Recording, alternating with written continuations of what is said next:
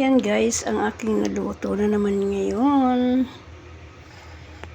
Yan ang aking naimbento ngayon na tanghalian nila. Yan guys ay patatas. Iniwa ko siya pinagdalawa ko siya at binutasan ko sa gitna. Ayan. Saka talong. Isang talong, inate ko rin siya.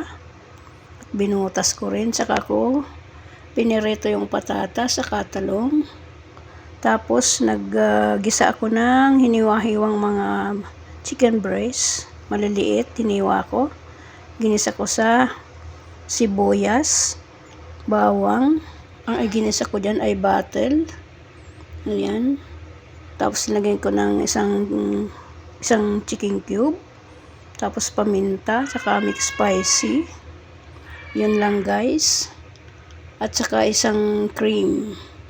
Dalawang kutsarang cream na mushroom. Ayan.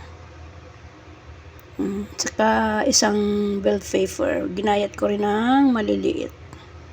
Ayan. Ang sarap na guys ang tanghalian ni nanay.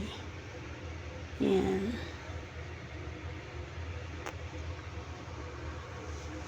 Yummy na.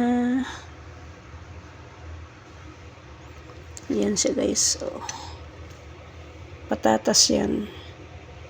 Tapos iniwa ko iniwa ko dyan sa gitna. Saka doon ko linagay yung chicken. Tapos linagyan ko sa ng mozzarella sa ibabaw.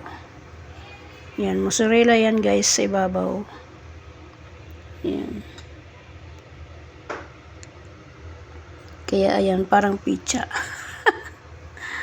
Ayan, pwedeng papakin lang. Pwede ring iulam. Ayan.